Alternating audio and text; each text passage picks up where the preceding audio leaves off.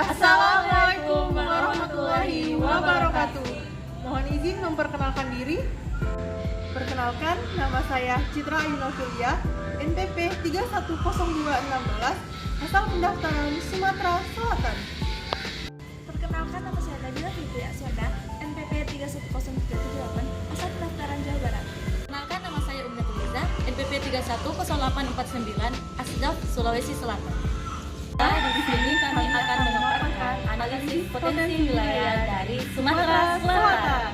Mari kita saksikan. Kali ini kami akan membahas potensi yang berada pada Provinsi Sumatera Selatan. Sebelum itu, mari kita kenali dulu wilayah ini. Secara geografis, Provinsi Sumatera Selatan berada di sebelah selatan Pulau Sumatera, berbatas dengan Provinsi Jambi dan Provinsi Bangka Belitung.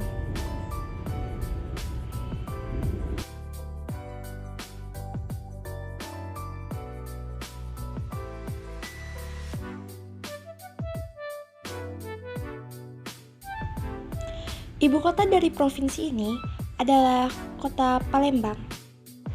Dapat dilihat dari tabel kondisi geografis dari Sumatera Selatan, dan masing-masing luas dari setiap kabupaten dan kota memiliki keunggulan sehingga dapat menyebabkan banyak potensi di wilayah Provinsi Sumatera Selatan. Selain itu, Sumatera Selatan juga unggul dalam aspek keuangan dan perekonomian karena wilayah tersebut mengalami peningkatan di setiap tahun. Pertumbuhan ekonomi Sumatera Selatan pada keseluruhan tahun 2021 diperkirakan lebih tinggi dibandingkan dengan tahun 2020.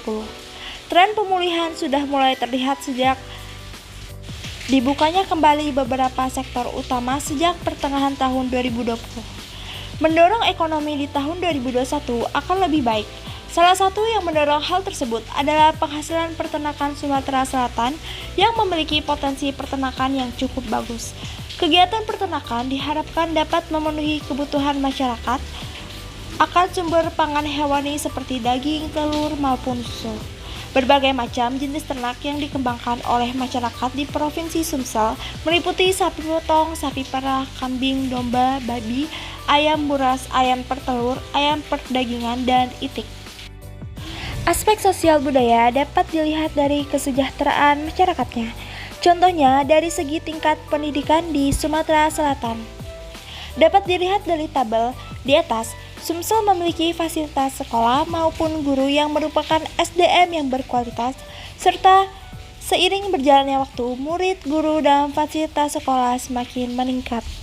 Ini adalah data pemeluk agama yang ada di Provinsi Sumatera Selatan, di mana pemeluk agama Islam ada 8.030.200 orang, Kristen 79.965 orang, Katolik 49.064, Hindu 40.319, Buddha 67.504, Konghucu 67, dan kepercayaan 81, di mana totalnya adalah 8.267.779.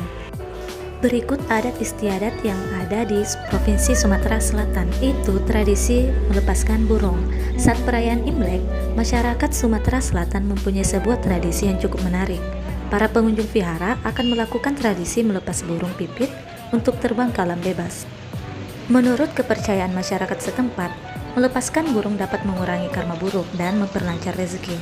Mereka juga percaya bahwa semakin banyak burung yang dilepas, maka semakin enteng pula dosa yang ditanggung. Tradisi ini juga memberikan dampak ekonomi yang positif bagi warga yang menjual bunga di daerah sekitar. Selanjutnya adalah tradisi bekerang iwak. Tradisi ini merupakan sebuah tradisi masyarakat Palembang untuk menangkap ikan secara bersama-sama di Sungai Lacak. Pada saat tradisi tersebut, masyarakat dapat mengambil ikan di sana secara gratis. Tradisi bekarang iwak sendiri dilaksanakan 1 tahun sekali oleh masyarakat setempat. Sebelum membawa ikan ke rumah masing-masing, hasil ikan tangkapan tersebut akan dibedakan menjadi ikan yang besar dan ikan yang kecil. Untuk hasil ikan besar akan diberikan ke tetua adat untuk dijual, sedangkan hasil ikan kecil dapat dibawa pulang oleh warga. Hasil penjualan ikan besar tadi akan digunakan untuk kepentingan umum seperti membangun masjid, jembatan, dan lain sebagainya. Tradisi lainnya adalah tradisi tepung tawar. Tradisi ini merupakan sebuah tradisi untuk menyuapkan ketan kunyit dan ayam ke seseorang.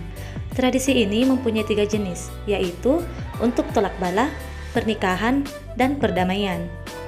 Untuk tepung tawar tolak bala, biasanya dilakukan oleh keluarga yang sering mengalami kecelakaan atau tertimpa sial. Maksud dari tradisi ini ialah meminta perlindungan kepada Allah Subhanahu wa Ta'ala. Tradisi ini sudah berlangsung selama ratusan tahun dan sudah ada sejak zaman Kesultanan Palembang Darussalam. Bedanya dengan tradisi tepung tawar di Sumatera Selatan yang ada di daerah Melayu lainnya ialah mereka tidak menggunakan tepung sebagai bahan makanan. Kemudian ada tradisi sedekah rame. Tradisi ini merupakan sebuah tradisi yang dimiliki oleh masyarakat suku Lahat yang ada di Sumatera Selatan. Tradisi ini biasanya dilakukan oleh para petani dengan maksud agar hasil panen berlimpah dan diberi kelancaran dalam setiap tahapan panen yang ada. Acara akan diawali dengan sambutan dan pembakaran kemenyan, lalu akan ada penyampaian amanat dan diikuti oleh doa bersama. Acara ini diakhiri dengan kegiatan makan bersama yang sebelumnya sudah disiapkan oleh ibu-ibu. Analisis potensi wilayah selanjutnya dapat dilihat dari aspek kebijakan. Aspek kebijakan di Provinsi Sumatera Selatan salah satunya tentang pengelolaan sampah. Kebijakan ini di Provinsi Sumatera Selatan termasuk dalam Peraturan Daerah Kota Palembang Nomor 3 Tahun 2015 tentang pengelolaan sampah sejenis rumah tangga. Sesudah adanya kebijakan ini, yang awalnya warga masyarakat Kota Palembang tidak dapat mengolah sampah rumah tangga dengan baik dengan cara membuang sampah sembarangan. Akhirnya dengan adanya kebijakan ini, warga masyarakat Kota Palembang dapat mengelola sampah dengan baik dan menemukan lingkungan yang sehat dan bersih. Analisis potensi wilayah selanjutnya dapat dilihat dari aspek kelembagaan. Aspek kelembagaan terbagi menjadi 5 wilayah. Yang pertama adalah ekonomi, sosial, politik, keagamaan, dan adat istiadat. Balai Diklat Keagamaan Kota Palembang termasuk dalam wilayah bagian keagamaan. Contoh yang kedua dari Dewan Komando Wilayah ini termasuk dalam wilayah Karang Taruna, termasuk dalam wilayah sosial budaya di dalam wilayah dari aspek kelembagaan. Sekian video pemaparan dari kelompok kami. Kurang lebih kami mohon maaf. Wassalamualaikum warahmatullahi wabarakatuh.